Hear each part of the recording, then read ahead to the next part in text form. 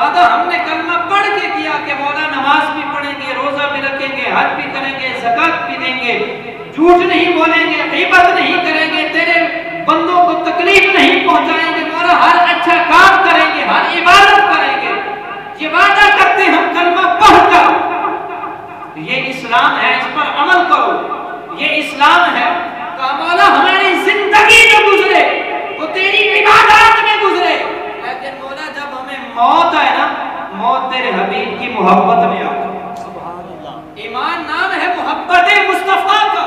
ला युमिनु अहदुकुम हत्ता अकूना अहब्बा इलैहि मिन वालिदिही व वलदिही वन नास अजमईन।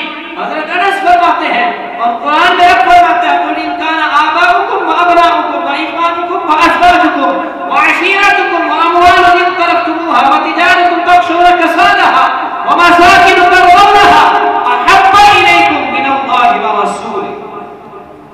खुलासा ये है आयत और हदीस मुबारका का कि ईमान नाम है मोहब्बत मुस्तफा का। कितनी मोहब्बत! रिश्तेदार, अजीज, अकारिब, कारोबार, बिजनेस, प्रॉपर्टी, माले तिजारत, वालिदैन, हर चीज दुनिया की हर रिश्ते और हर चीज से बढ़कर जब तक मुस्तफा से प्यार न किया जाए, कुरान और फरमान मुस्तफा कहता है तुम साहिब ईमान नहीं बन सकते। तो रब हमें दुआ सिखा रहा है मुस्तफा के लफ्जों में।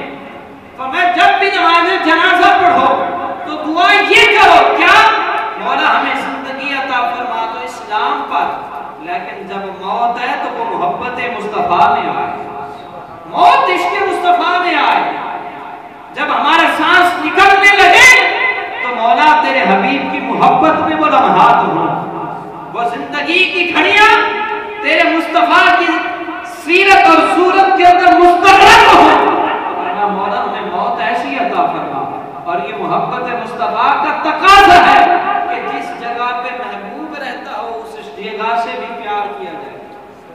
हम किसी से प्यार करते हैं, हमें किसी से मोहब्बत हो जाए तो हम तो उस गलियों का भी तवाफ करते हैं। उन गलियों के अंदर बार बार चक्कर लगता है। क्यों? कोई कहे भी ख्याल है इस गली में बार बार आते हो, तो हम क्या कहते हैं, इस गली में हमारा यार रहता है, इस गली में हमारा दिलदार रहता है, इस गली में हमारा महबूब रहता है। तो अंदाजा लगाएं, जिस गली में हमारा यार हो, हमारा दिलदार हो, वहां हमारे चक्कर लगते हैं मोहब्बत उल्फत के उन्स के एक फितरती तकाज़े की वजह से। लेकिन जहां रब का हबीब रहता है, जहां रब का महबूब रहता हो, वहां कुरान कहता है फरमा वलौ अन्नहुम यज़लमू अनफुसहुम जाऊका। दुनिया का दस्तूर और रब का कानून कुदरत फरमाया, अगर तुमने अपने वालिद की नाफरमानी की है तो कहा माफी जाकर वालिद से मांगो, उसकी बारगाह में हाजिर हो। तुमने उस्तादी बेअदबी नाफरमानी किसी दोस्त के की है, कहा माफी उससे जाकर मांगोगे फिर माफी मिलेगी। तुमने नाफरमानी बेअदबी जो है किसी रिश्तेदार की कर दी, कहा उसके घर पे जाओ, उससे जाकर माफी मांगो फिर मैं खुदा माफ करूंगा। कहा तुमने जो है नाफरमानी किसी जो है इंसान की कर दी, किसी भी इंसान की, चाहे वो काफिर ही क्यों नहीं, अगर उसको भी असियत नाजायज पहुंचा दी तो कहा उसके पास जाकर जब तक माफी नहीं मांगोगे तब तक मैं खुदा भी माफ नहीं करूंगा।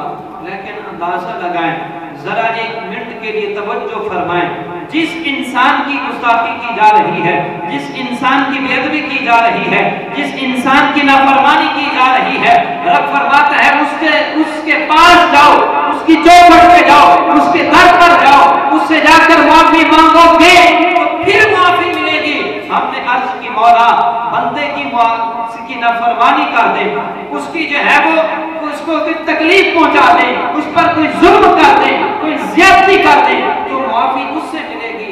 मौला अगर तेरी नाफरमानी कर बैठे, अगर तेरे हुक्म बजा ना लाए, अगर हम जो है वो तेरे अहकामात पर अमल पैरा न हो, अगर हम गुनाह करके अपनी जानों पर जुल्म कर बैठे, ये गुनाह तेरी नाफरमानी में है, मौला नाफरमानी करे तेरी, तो अब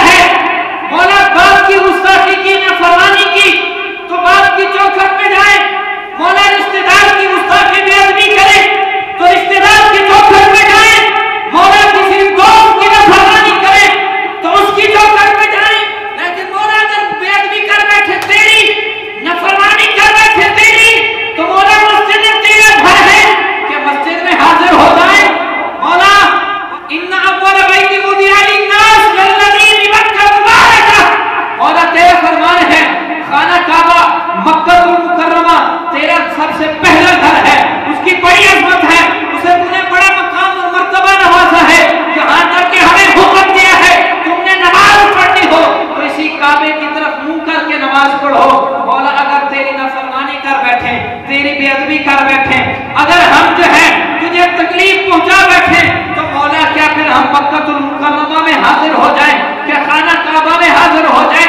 क्या अगर हज करें, क्या उम्रा करें, मौला वहां पर आकर गिड़गिड़ाएं, फिर मुआफी मिलेगी? रब फरमाता है इंसान पढ़ कुरान। मैंने कुछ और भी बयान किया, फरमाया वलौ अन्नहुम इज़ ज़लमू अनफुसहुम, फरमाया दुनिया वालों, ऐ लोगों, मेरा ये दस्तूर है, कुदरत है, अगर तुम जिसकी भी नाफरमानी करो उसी के चौखट पे जाना पड़ेगा। लेकिन जब तुम नाफरमानी कर बैठो मेरी, लेकिन जब तुम बेअदबी कर बैठो मेरी, लेकिन जब तुम अपनी जानों पर जुल्म करो गुनाहों की वजह से, गुनाह करोगे, तुम नाफरमानी करोगे मेरी, लेकिन जब मेरी नाफरमानी कर बैठो, मेरी बेअदबी कर बैठो, तो फिर क्या करो? फरमाया जाऊका हबीब, फिर तेरी चौखट पे हाजिर हो जाए। मौला ये क्यों? बाप की नाफरमानी की तो बाप के पास जाए, जब तेरी नाफरमानी की तो तेरी चौखट पे आना चाहिए, लेकिन तू कह रहा है कि नहीं मेरे हबीब के पास जाओ। रब ने फरमाया दुनिया वालों, दुनिया को और इसके मिजाजों को अपनी अक्लों के मुताबिक न समझो। तुम्हें नहीं मालूम, अपनी दुनिया की ही मिसाल ले लो। जब तुम हाली की बेअदबी कर बैठे, जब तुम हाली की नाफरमानी कर बैठे और उसे तुम्हारे पास आने की जुर्रत भी ना हो, सकत भी ना हो, ताकत भी ना हो, शर्मिंदगी इंतहा भी हो, वो तुम्हारे सामने ना आ सकता हो, तो वो क्या करता है? जिससे तुम्हें मोहब्बत हो, जिसकी तुम बात मानते हो, जिससे तुम्हारा करीबी रिश्ता हो, उसके पास जाता है कि तुम्हारा बड़ा गहरा यार है, तुम्हारा बड़ा गहरा दोस्त है, मुझे बड़ी शर्मिंदगी है, मैं उसकी बड़ी बेअदबी कर बैठा हूँ, उसकी बड़ी नाफरमानी कर बैठा हूँ, उसके साथ जुल्म और ज़्यादती कर बैठा हूँ, मुझे जाते हुए शर्म आती है, तुम मेरे साथ चलो, तुम मेरी सिफारिश करो। का दुनिया का दस्तूर ही देख लो, तुम उसके यार को लेकर आते हो, कहा मैं तो जब्बार हूँ, मैं कहार हूँ, है तुम मेरा सामना नहीं कर सकते। अगर डायरेक्ट मेरे पास आ गए, हो सकता है मेरी शान जब्बारी उस वक्त जो है उरूज पर हो, मेरी शान कहारी उस वक्त उरूज पर हो, तुम्हें माफ करने के बजाय मैं तुम्हें मार डालूं तो तुम्हारा क्या बनेगा? का दुनिया वालों, और तुम्हें एक बात बताता हूँ, जब उस दर पे जाओगे, जब उसकी सिफारिश लेकर आओगे, मैं जितनी भी मर्जी शान कहारी पर फायद होऊंगा, लेकिन जैसे ही उस हबीब का दस्ते दुआ बुलंद होगा, जैसे उसके लब हिलेंगे, मेरी शान जब्बारी शान रहीमी में तब्दील हो जाएगी। जैसे ही उसके लब हाय मुबारक जो है वो जुम्बश करवाएंगे, कहा कि मेरी शान जब्बारी फौरन शान गफूरी में तब्दील हो जाएगी। फरमाया दुनिया वालों, तुम्हें नहीं मालूम मुझे कैसे राजी करना है, मेरे हबीब को पता है मुझे कैसे राजी करना है, मैं कैसे बात मानूंगा। फरमाया मेरे हबीब की चौखट पे आ जाओ, जाऊका हबीब ये तेरे पास आ जाए। अच्छा मौला तेरे हबीब के पास चले जाए, बस इतना काफी है? कहा ना ना, मेरे हबीब की चौखट पे जाना, मदीने पाक में फकत हाजिरी देना, फरमाया ये काफी नहीं, क्या करो?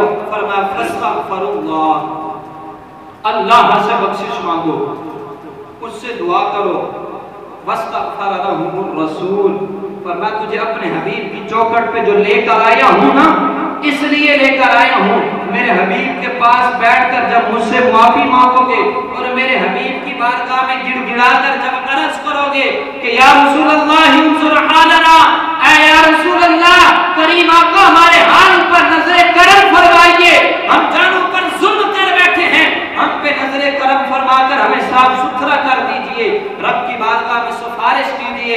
वस्तगफर लहुमुर रसूल, जब ये मेरा हबीब भी तुम्हारे लिए अपने दस्ते दुआ बुलंद कर देगा, तुम्हारी सिफारिश कर देगा, तो क्या होगा?